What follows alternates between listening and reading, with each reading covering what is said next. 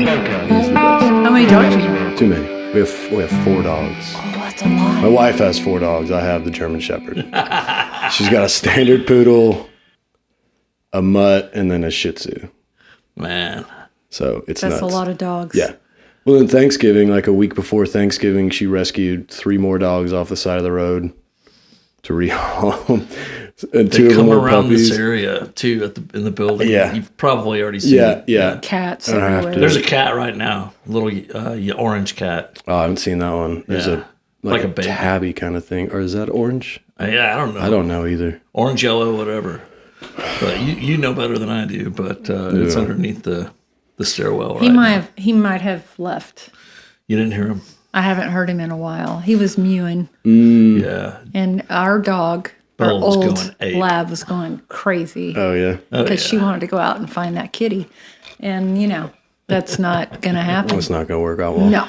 I let her, just so that I can keep her interested. I let her get pretty close, and then I'm like, okay, there it is. Good job. Yeah, he did it. All right, You did let's it. go You found inside. it. Yeah. Yeah. She Otherwise, likes yeah. lizards and moles and everything. Those are sweet pups, man. Yeah.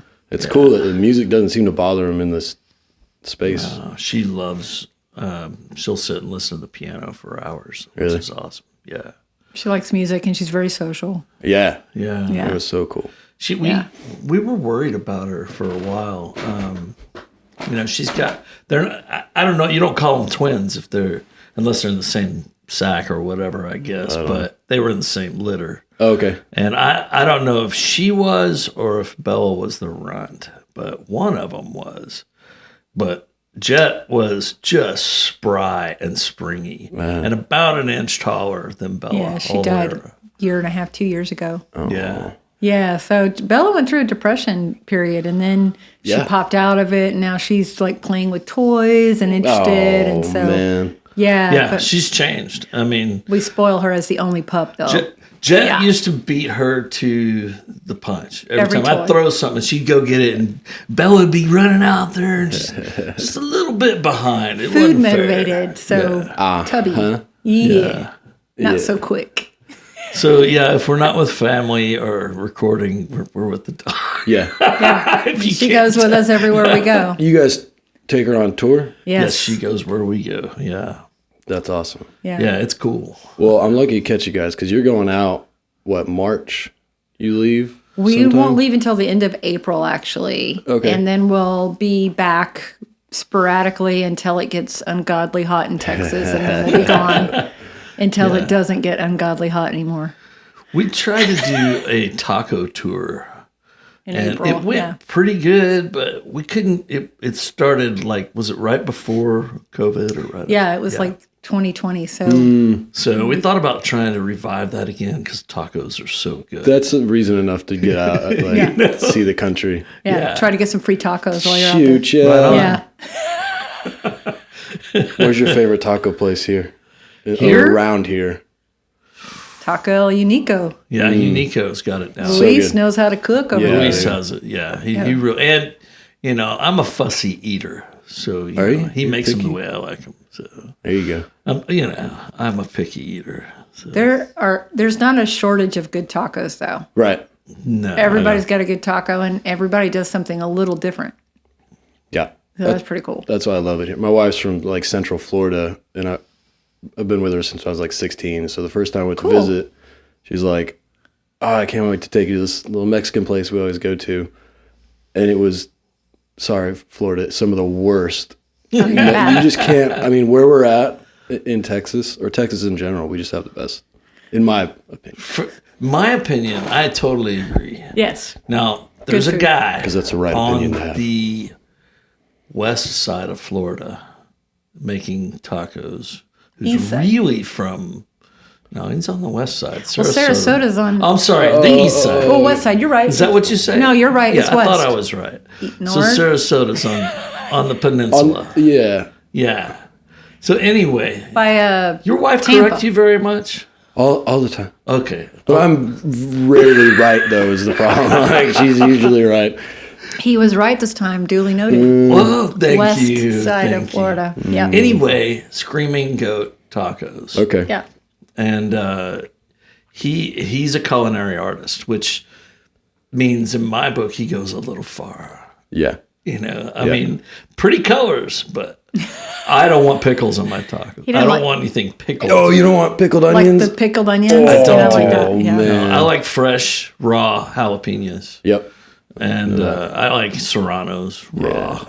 I don't eat bell peppers. But our friend that owns a Screaming Goat Taqueteria in Sarasota, and he has, I think, some franchise opportunities. But anyway, the one that started it, he traveled the world and studied street food. And so, like, he's learned for sure. Yes. That's such a cool experience. And I'm not vegetarian, but the best taco that he has, in my opinion, is the cauliflower. I couldn't believe it. I liked it too. Really? Yeah, fried pieces of cauliflower as the base, and then all the goodness on it, and it's just so good. The barbacoa was rocking. Was more like a Texas taco, or Tex-Mex, which I like to see the variation of the flavor of the meat. Yep.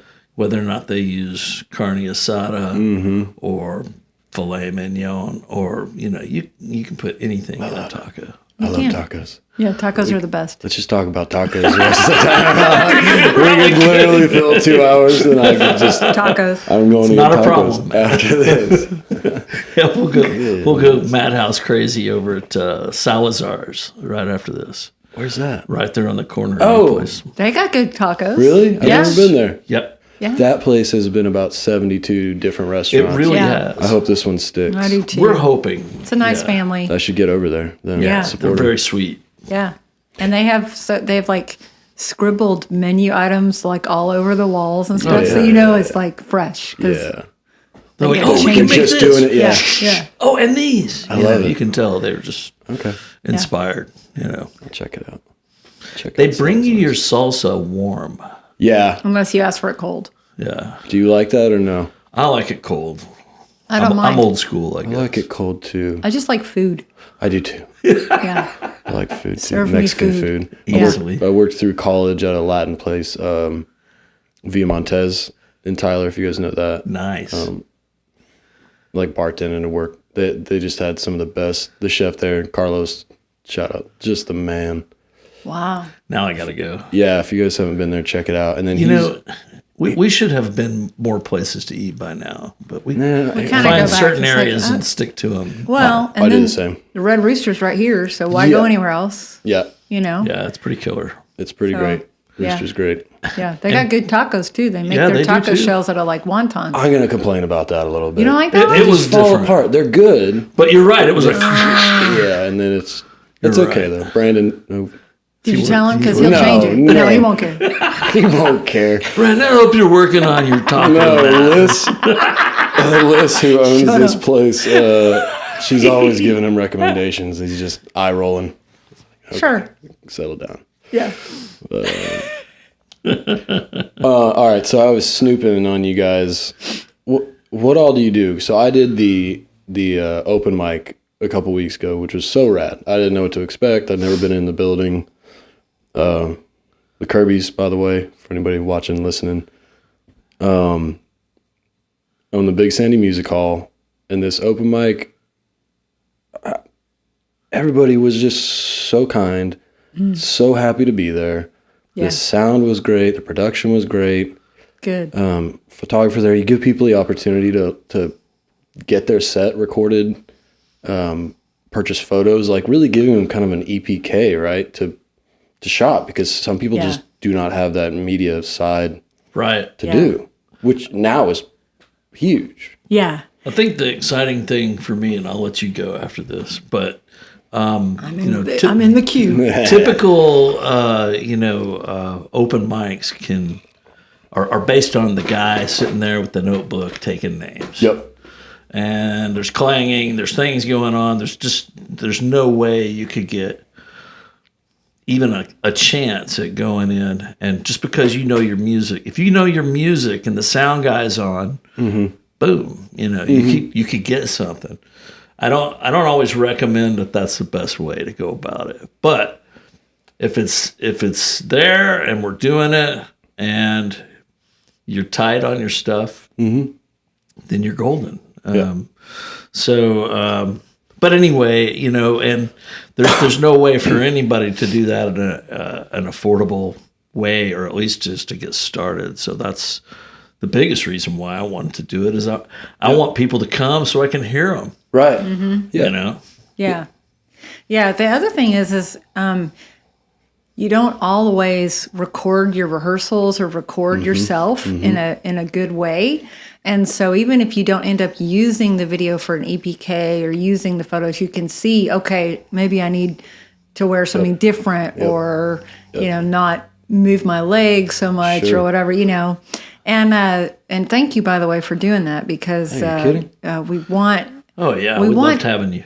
Yeah, and we want like all levels of musicians to feel comfortable in a room like that, and it's not always the case. So when we decided to do an open mic, we were kind of like, how can we be different from the other open mics to kind of give more of a service to the music community? And so we came up with that. Yeah, and you call it next level because you're really trying to help people. That is like the theme of our so far existence. Most everybody we have is making money, performing. Yeah. Or has. Yeah. And I'm not going to say there's not an audience for everything, including karaoke and everything, fun. Because you've seen people sing and you're like, wow, if only they had a band. Right. Or what. And these are the things that we hope people will be able to feed on. Right. And they'll see a singer and they say, man, we were looking for a girl that sounded like that to go in our group. That's what we hope it'll feed, is just kind of build a little community of people that want to help. Well, that's definitely what it felt like. And the stage is nice. And for some of those people, like being on a stage, I'd never been on a stage quite like that necessarily.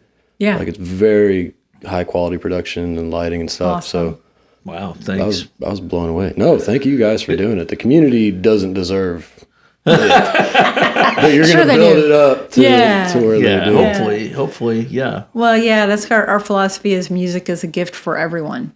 So you have to figure out where you fit in that, whether you're a fan or you're a performer or you're a writer. There's a lot of writers that don't necessarily want to perform their works. Sure. So if we can get everybody together and kind of help each other, lift each other up, that's the goal. I think that's been the biggest challenge of my whole musical time, and I'll just call it time because it wasn't making money, when I was in my teens. Sure. So I did make money, just because you have, those things may not mean that you're depending on it. Mm-hmm. But I think the cool thing for me is just to watch everything unfold and realize that everybody is at their own level, which means they could, I believe it's something if you put 200% in, you're going to get 200% out one way or another. And first off, realizing that maybe I'm a better sound man than I am a guitar player. Maybe I'm a better recording engineer than I am a gear schlepper, whatever. Yeah. I've if they could dig holes, I've done hole digging, as a musician and as an individual for the white record, boy that need to make his money. Yeah. So, but anyway, I mean, you're a good guitarist. For the record, let's just get that out there. You're both multi-talented. We try. No, well, jack of all trades, master of none. It. That's it. I like to say that too. Anyway, the way I really look at it is if we are each individual musical pies, then we all have our strengths and weaknesses in that breakdown. So and it takes everybody. It takes everybody. Because there are people like we have a friend, one of your best friends, thinking about Craig, who is not musically inclined, but is a listener and a fan and knows what's good. Yeah. And can turn you on to new music that you would have never found. Big time. And he doesn't play anything, but he's a lover of music. It. Yeah. I've got friends like that. Yeah, but depend on those guys, he right? really picks out good music. I'm horrible. I'll listen to something like 15 seconds. Yeah. 20 seconds. Minute and a half. I just won't listen to. And I don't know what that's about other than I'm trying now these days to give everything a chance, no matter what it is, because we don't know what's going to happen next in the music industry.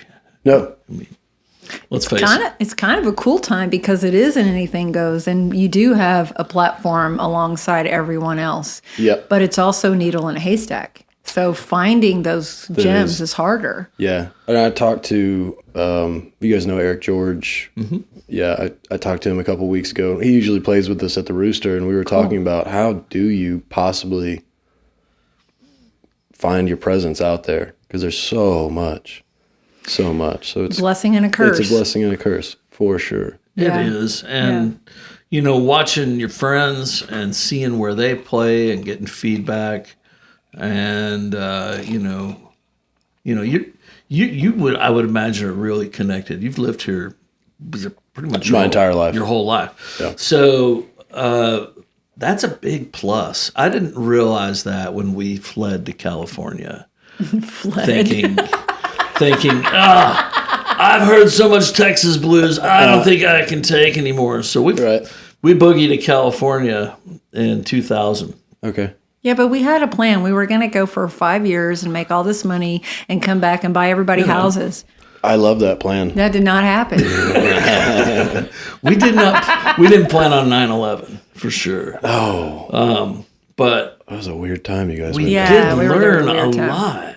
Oh, and the education was immense. I think the real education was when it came time for me to sell something to survive. I took my keyboard into a place we all know to sell it. 72 Fender Rhodes? I won't say. Anyway, the guy goes, "Are you going to sell that?" And I'm like, "Yeah, man." He goes, "Well, why don't you come down to the Swallows down here in San Juan Capistrano and play it?" Yeah. And so yeah. I go down there, and what do you think? We played Mustang Sally. All the stuff we played in Dallas. All of the Dallas standards. Yeah. Right there on the West Coast. Uh-huh. So I don't know if that was a law of attraction thing or what. That's wild. Happened. We didn't want to play those songs. Right. That's what the band was playing. Yeah. Because music is music and everyone's the same really everywhere. Although there are cultural differences, of course. But, music is for everybody. And so we learned that no matter how, we went as far west as you could go without falling off into the ocean. Mm-hmm. And the music was still the same. Yeah. And that was kind of crazy to realize that. Yeah. I think it was a pretty hairy realization for me. And really? But what did you think you were going to find? More like what were you trying to get into? I guess I thought it's got to be different. I wasn't really into the 80s scene. Mm-hmm. Although when you think of California, you think of Poison and Warrant, Quiet Riot, these 80s bands that are really killer.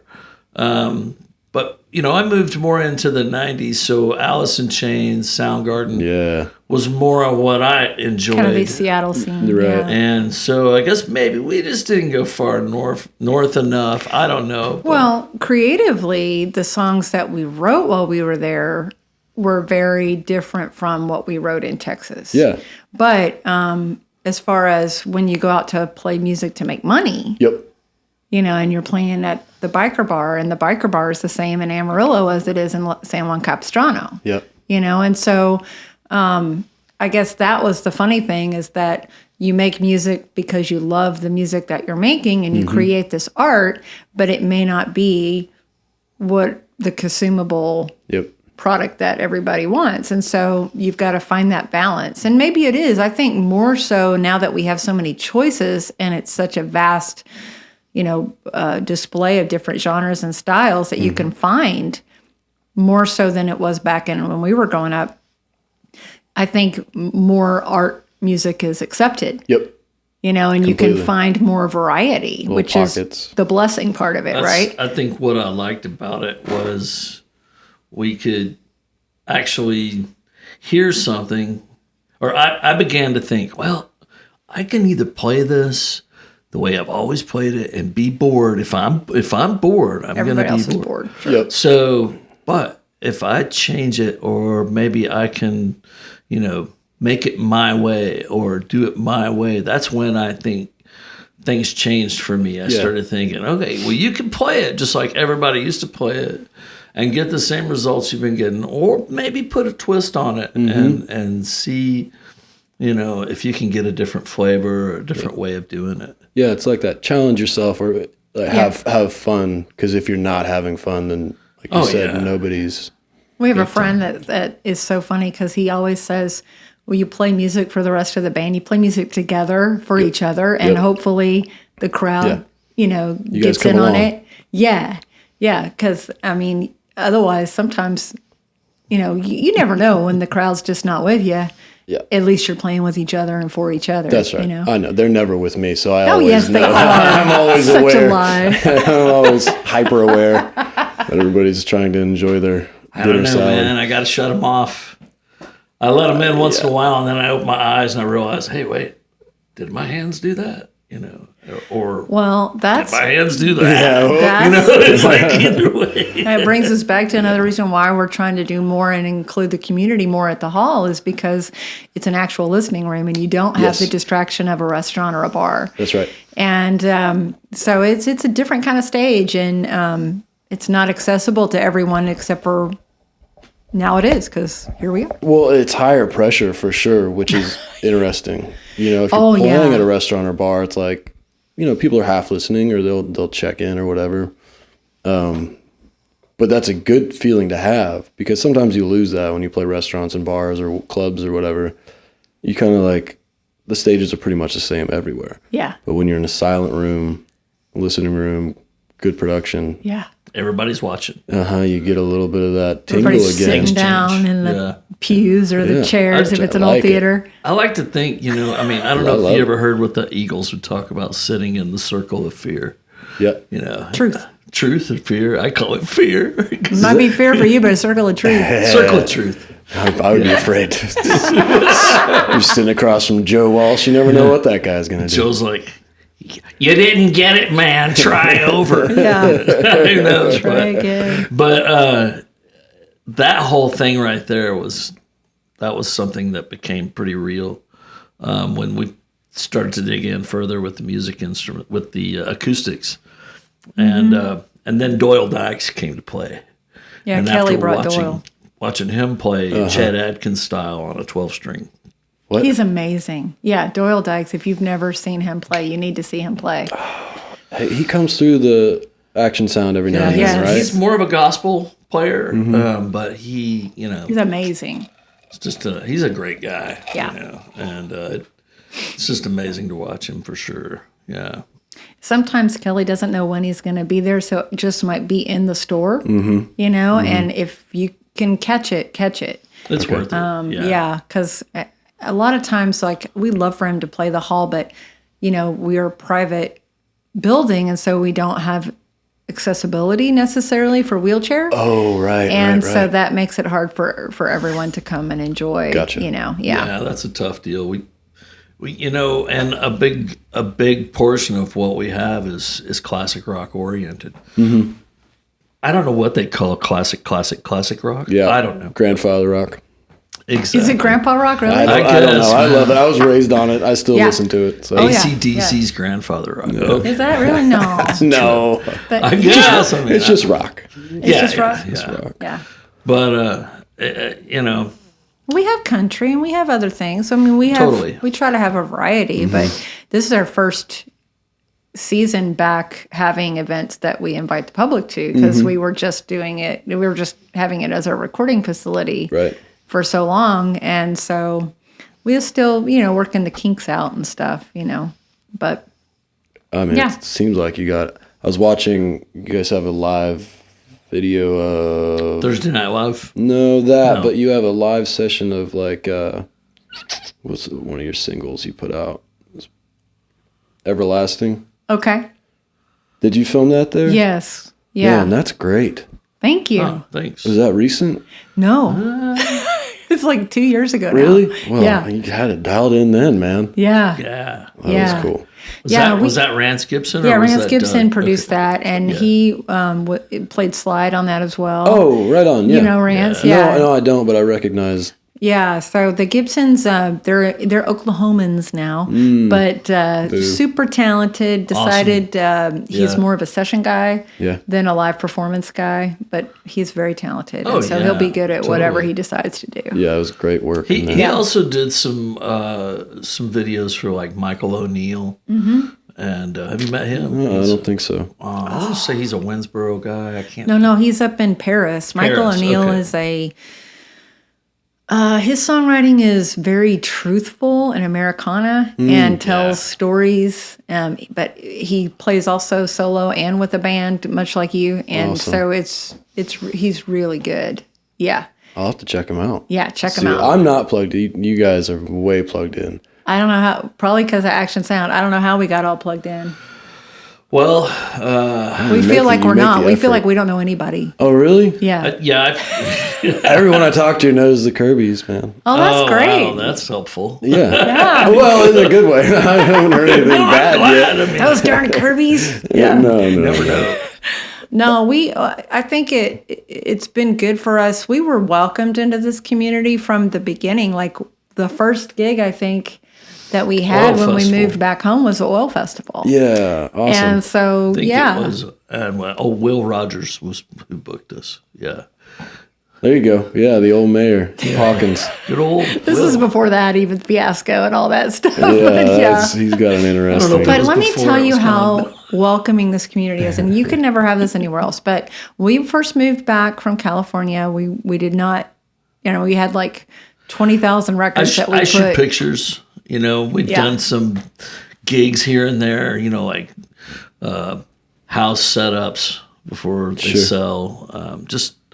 And then I got to where I didn't really want to shoot bands anymore because there was a lot in LA and it was kind of political. And so I started shooting the beach and just guitars, landscapes. Awesome. And more art stuff. And but when we got home, we had to make money. Yeah.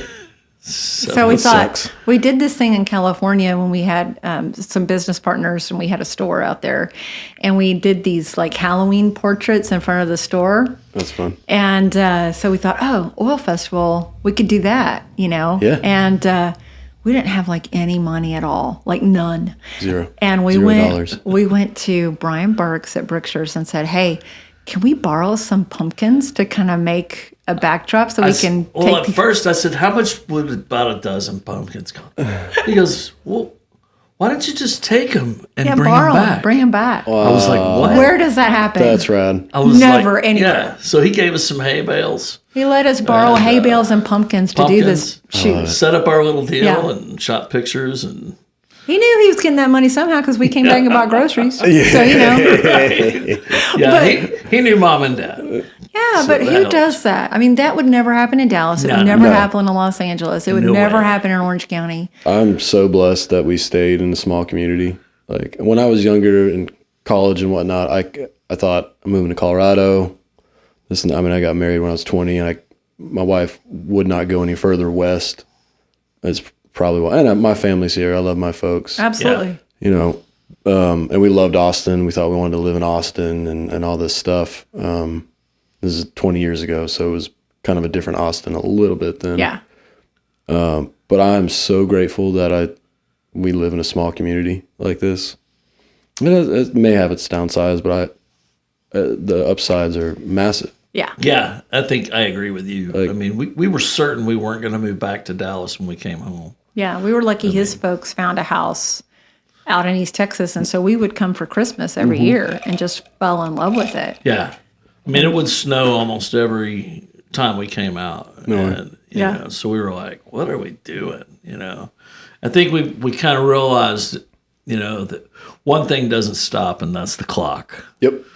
So, her parents began to escalate in age. Mine did. Yeah. And the birthdays keep happening. The family events, and we're not there. Right. And, so we began It's to hard realize being that far away. Yeah. Mm-hmm. Yeah, and you would come home we came home for Christmas every year because that was important to both of our families, and we'd spend 5 days with my family and 5 days with his family, and that was it. We would bolt. Yep. Right we were gone after for a that. year. Yeah, and so it was kind of hard, but we're very blessed that we were able to come back and kind of y'all adopted us right back and.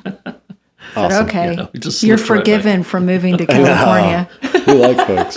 My folks are from Southern California. They moved from Pasadena Oh, yeah. to Dallas to East Texas. Wow. Yeah. 4 Can't hours beat from East us. Texas. No, man, that's great. I love it. We really do love it out here. Yep. Good. So you guys also do a live podcast. Is it every other Thursday or It's on every Thursday. every We do Thursday Night Live, and we typically go from October through March. So we're kind of coming to the end of our season. And then what we do, it's a Facebook Live. Mm-hmm. And then during the time that we're not actually doing it, we kind of look at it, repackage it, pick out the best moments, and then put that up on Instagram and YouTube and the other things. So we might continue. We got aspirations to start other things, and I think the challenge is to realize the reason why I want to start the other things is for cross-platform marketing, Right. and not to go too far into something.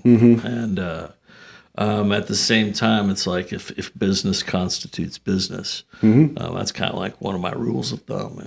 If they're buying, you better find a way to sell them. Yeah, man. Right. So anyway. Yeah. I'm not sure exactly what that means. I don't know what that means either. I get it. I totally get it. I think. I don't know. I don't know. Well, I think that, I didn't read a book. I don't remember. Maybe I have. I've read so many books now on where to start, Yeah. Sometimes I've met people and music comes to them when they're in the shower, So what are you going to do? You got to stop. Very inconvenient. Yeah. But, from that point on, what do you do? You found out you're a musician. You've been singing in the youth group, Right. church, and maybe school. Or I understand school's not having much in chorus anymore, which is a downer, I heard. But, really, what do you do next? Right. And how come those of us that are already kind of on our, I'm not going to say on our way out. Come on now, man. Because I don't feel ushered out yet. But No, I'll be Johnny Winter. They'll You just set guys me are out We're in there. our vibrant. prime. Yeah. Prime, What are you man. talking about? I should tune it to A, you son. No. You guys are crazy. No, it's pretty funny because we we do the Thursday Night Live. It started out during the COVID that we got all the gigs canceled. Everything was gone. Bummer. And that was our income. So we just went live every Wednesday, Thursday, and Friday night. And at 5, we did it live at 5. And it kept us going. People tipped us. They were nice to us. And we did requests, which we're about to do a big fundraising gas request thing. Awesome. Yeah. When is that? Do you know yet? We're just going to roll out Okay. We've got requests. give us money and we'll play Metallica or whatever in our Shoot, style. Yeah. We'll stumble through it. And Yeah. You'll give us gas money to Yeah, drive away exactly. and come back. love it. We're not above begging. Yeah. No way, dude. You're artists. That's But we learned a bunch of songs. We've learned a lot when they tell you what they want to hear. Yeah. We played one at the Forge, played a gig not too long ago. The girl comes up and says, "Hey, will you do Sheryl Crow. a Sheryl Crow song?" Yeah. No, I need Sheryl Crow. And we're like, Now I do. I know. played a Sheryl Crow song back, the With late a band 90s. called Sponge Bath. I don't know if I like that It was at a all. fun band. But my point is like, you got to look back. I don't know if I like SpongeBob. But anyway, we stumbled through it, and then we realized, hey, that was awful. Yeah, we when should we learn get it. home, let's go ahead and learn it so that when we get back, we can, Yeah. Shoot, yeah. Was it the Chris Kid Rock Sheryl Crow song? Do you know which No, one it was. Somebody made me sing that once. That sounds. What is that Pretty song? Put your picture away. No. I know what you're that talking one. about. Maybe it's not Sheryl Crow. She wanted that If it makes you happy. If it makes you happy, which I can belt out. Everybody knows that part. Yeah. You got pipes. Yeah. So, but, getting there. What is she saying? Getting back there. It's like that skit, Drunk Bar, where it's, if it makes you. We don't know what the words are. Yeah. I feel like that's how most of my gigs go. I'm pretty good at the choruses, but the rest of it's kind of jumbled mess. It just happens. I think that was when I think that's when I learned you could become a lazy musician. And that is bring your books, set them down on the piano, and then just play. This is what happens when you get older, is that even though your book is there or your iPad is there, now your vision's so bad you can't see it anyway, so you better know it's there. Because we try to cheat a couple of times, where people... like one time at Los Pinos, somebody asked, you should do Pat Benatar, hit me with your best shot. I'm like, looked it up in the break. I'm like, we could probably do that. Well, not if you can't see it. Yeah, no lights. I'm like that, but mine's usually a couple shots of tequila gets me. Oh yeah. Get you? That when you get your improv going, your improvisation. Exactly. Start singing like Joe Cocker pretty quick. Yeah, nobody knows what he's saying. I love it. Yeah, that's good. I have to have my iPad just as a reminder. I will forget lyrics. So I've only really been singing and playing, like fronting a band for about a year now. I thought it was longer than that. I've played out, a little bit with Lucas Kelm, for Sheriff. Yeah. That's right. Years ago. But really I was focused on just raising my family. Sure. And I had been in the bar scene for like 12 years. And then, we had our sons and Steph was like, done, you're done, get out. Because it was late nights. And I was always around music. I was part of, producing the shows at a place and whatnot. And so I had to put it all away. And so I haven't been doing that. But all that to say that I still have such a hard time, even with songs I've sang by myself for 20 years, remembering lyrics. I don't know what that is. Every once in a while, even on songs we've written, he looks at me like I'm supposed to feed him the lyrics. What's the next verse? verse? Then it became a joke. So if I don't look at her, then like, even if I do know the words, I still kind of look at her and see if she's going to give me the words. I don't believe that he knows the words to this day. I do that, dude. I'll look around and none of the band knows because they don't know they know how to play my songs, but they don't know the lyrics. They know the words. They're focused on their parts. I don't know. That's your job, man. And so that's... Just going to make it up. I should practice a little more, maybe. I think that's what it boils down to. All you need is 20 minutes with your instrument every day. Just 20 minutes. And you'll be better than 90% of everybody else that's out there. It's true. That's what I hear. I don't know if it's really true or not. I don't know. We could test it. Test it theory? Yeah. Who are we going to try this on? We need I don't have 20 minutes a day. Really? I don't know. Exactly. I'm just kidding. Who has that? I do. I know Eric George plays every day, every damn day. Practices every day. I play every day. It shows. If I take like a day off, it's a bummer for me. It's a bummer when I get back to it. And, I just have to at least hold it and play a couple of chords. I just have to pick up something. But back when I was younger, I was a French horn player. And, you talk about losing it. Wow. If you don't play every day. Goes quick. Yeah.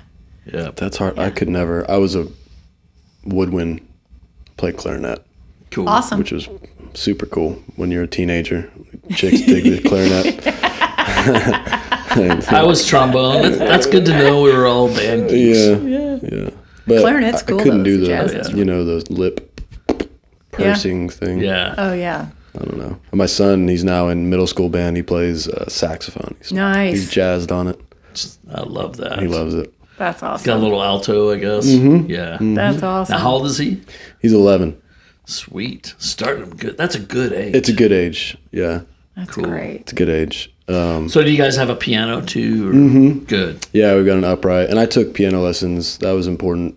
My folks put me in piano and my sisters from the time I was like 5 until 13. And they, it was like called the Suzuki method or something like that. Yeah. It's kind of ear training Oh, stuff. I haven't thought about that in a while. That's pretty cool. And so that's how we learned. which was kind of a bummer because now I don't really read music at all. Everything's like I just want to listen to it. And I think having a good combination of both, like you could read a line because you're a clarinet player, right? Sure, so you could read a line if you needed to. Yeah, I can. Yeah.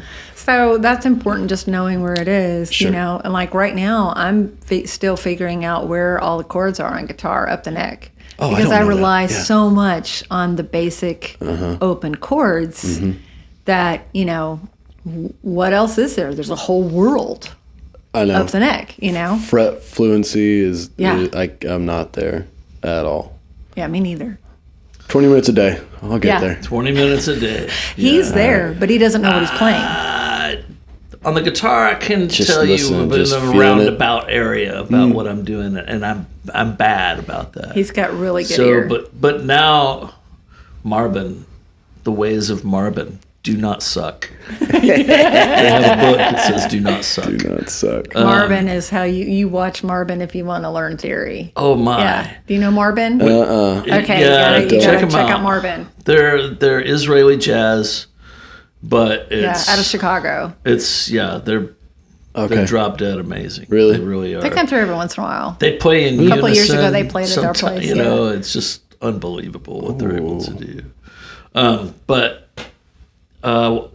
we kind of have had this conversation, and there's actually a conversation, ongoing capo conversation. And not just the capo conversation itself, but allowing yourself to improvise because it's more fun. To play what you hear. Are you learning? Yeah, you're learning how to improvise while you're improvising. Are you feeding the other side of your brain so that when you get to improvisation, you know, that's the question. So it's been kind of an ongoing thing, and it's difficult for me to stop and just go, okay, pull something out you've never looked at before and start reading it. And devote time to reading it, and then reward yourself by wanking. Doing whatever you're gonna. That's a battle because I'm so lazy because I'll just want to listen to it and kind of interpret it and then kind of go. I think it's a benefit to us because we're a duo at the minimum. So if we both are learning something and we'll come together on it, and then he'll say, oh, no, that was A suspended, you're playing A minor, that's not right. And so then there's another ear, you know? I better look out. I got to go to sleep at night. Yeah, you know? You better be right on it if you call her out. Better actually. Sometimes I'm like, I don't know what that is, but it's wrong. But I don't know what that it's this, you know? My bassist is constantly calling me out for songs that we've played for a year together. He's like, hey, can we play it how it goes this time? Ooh. And I'm like, I don't know how it goes. He's like, no, it's like, I guess we can try, but it never works. This is how it goes when you're playing with me. Yeah, I was just like, I'll try and remember, but I guarantee I'm gonna mess it up. So I like making songs my own. I'm not one for, even when I'm learning a new cover, I'm always looking for what's my way of doing it, you know, because I can't duplicate. No. You know, I'm different. My voice is different. The way I play is different, you know. And so I can do my best to honor the song the way the songwriter intended. But yeah, I don't know how that goes. I don't know. I have an opinion, you know. And what I was taught was, even when you want to improvise, if you know the melody and the chords and you can play it in time, then that's one way to play it. And that becomes its own arrangement because you're maybe not playing every single note that's asked to be played. I like to take songs that are typically 4/4, like 4 beats per, you know, and I like, okay, let's put it in 6/8 and see what happens. That's fun. Because it's fun. It's fun. Yeah. Or let's and it might open up something else, you know? Or if you're inclined, you know, which I've seen, you know, a guy named Stephen Kettner do, where amazing. Play this Alice in Chains song the way Ry Cooder would play it, you know, or really something just really, you know, and you'd be like, what? I never. And it's that whole limitation thing. Sure. And I've learned this from Billy Harvey. Yeah. if you're gonna be in a inspirational situation, sometimes it's not frustrating when you remove some of the components out of the way. Sometimes it becomes a challenge to you, then you're able to come up with something that you wouldn't have otherwise been able to come up with. Yeah, editing. Easy for me to say. Yeah, on the fly. No, but silence is golden. Mm-hmm. Right. Right? Because if you've got this wall of sound happening the whole time and all of a sudden it goes away, then people are paying attention a little bit. Mm-hmm. It's like when you say, I shared something today that somebody was like, a meme that got passed to me, but it was about like, if your stage volume's too loud, if your sound guy sucks, probably your stage volume's too loud because he's got nothing to work with, And so it's true also with just playing. If there's just constant music, the ear has no break. Yeah. If it's quiet, you attract people. If you're loud, you push them away. I have found that too. Yeah. We are, as a band, we're loud. And that's just fun too. It's fun. I think that's why we're loud, is because we're kind of playing for ourselves. But how many tequila shots have you had? No. That's what I loved about Nirvana, though, was they could get quiet. Yeah, it's dynamic. Your hair would fly off, So, but the dynamics is what you got to be able to do both. I think as a musician, for sure. Yeah, I totally agree. Well, I know you guys you also teach lessons at the music hall. Yeah. We teach and coach, and then we do the live streaming, and then we do recording, mainly for ourselves or for small projects. Do you think you would eventually bring in folks to work with and rent it out kind of thing? Yeah. I mean, my facilities, I think so. I have probably about 5 audio engineers that I work with on a regular basis, one way or another. And so if need be, they happen to be in the area, it's like, hey, this guy wants to drive here, then we're going to do what we can to take care of somebody. That's awesome. So, I mean, totally. Do I want that to be our total focus? I don't know. I mean, I right now, everybody I know has got better stuff than me. And they know how to turn the knobs better than I do. So I go to them for expert advice. Yeah. So. I think, though, that we've done done performance videos, not just for ourselves, but other people have done it in the building, and they just contribute a little bit for the cost of everything, But it just depends on we're a facility that's about the community. So, right. Yeah, but it has to be a good fit. I mean, I don't know about actually having a wedding or anything. Oh, right. That's too much. No. That's not what I'm about. That probably leaves stressful. Yeah. Don't do that. No. Or a birthday party. I mean, that's all stressful. Any life change, you know what I mean? But if I can't say no to a birthday party that says, I want you to play Pink Floyd and we did Nirvana. that. Yeah. Which we actually had somebody do that. It was like, I just want you guys to play a couple of songs that I know, and then I'll be fine. We did have a 60th birthday party there, and they wanted us to play Pink. That's right. They wanted us to play Pink Floyd, and then a Radiohead song, one of our songs, and then I don't remember. Nirvana song. He had a song list anyway. No, that was Radiohead, right? Yeah, and we had a great time. That's fun. It was awesome. All right. Yeah. So concert birthday parties. Yeah. All right. So if you want a concert birthday party, yeah, and you have good taste in music, you gotta know something that we like. Yeah. I think that's the funny part about what we're doing. It's subjective. Yeah. I mean, we like the hall. It's our house, and we want to continue to be able to support ourselves there and also support the community. And if somebody has a good idea, we're certainly open to listening to it. Man. Let's get some tacos and talk about it. Exactly. Let's get some tacos. All right. Well, I'll get you guys out of here because I know you have lessons to get to. Thank you. Thanks for having us. Thank you so much. We're neighbors. We love you, man. And so great. Anything we can do to help for the cause, say the word. I love it. Absolutely. Well, you being here. What do you have coming up next? Is there anything to promote in the next few weeks? Saturday night. Yeah. This will probably come out next week. Yeah. Yeah. Thursday night is that Chandra or is it Gary? Just check out the kirbysmusic.com. Gotten to where I can't remember. I can't remember what's going on, but we have so stuff much all going month. All month of March. March booked up. Yeah. Yeah. Yeah. Sick. So, yeah, we'll have either a concert going on. We definitely have the Women in Music concert that is going to benefit East Texas Women's Center. Okay. And that's on the 23rd of March. Okay. And that's got like Lauren Alexander. Oh, she's great. Yeah, April Eccles and Marsha Sherry Keys, Booth, Marsha everybody. Keys, Oh, me. wow. There's a bunch of women Very that play cool. music. Yeah, so that's going to be a good one Okay. for sure. And then we got a bunch of good people. Okay. Yeah, the Kirbys. kirbysmusic.com's best place to check it all Yeah, we got a out. button called Music Hall. You can see all the shows coming up. Perfect. Yep. All right. Go there. Awesome. Thank you guys so much. Thank you. Appreciate it. Love you.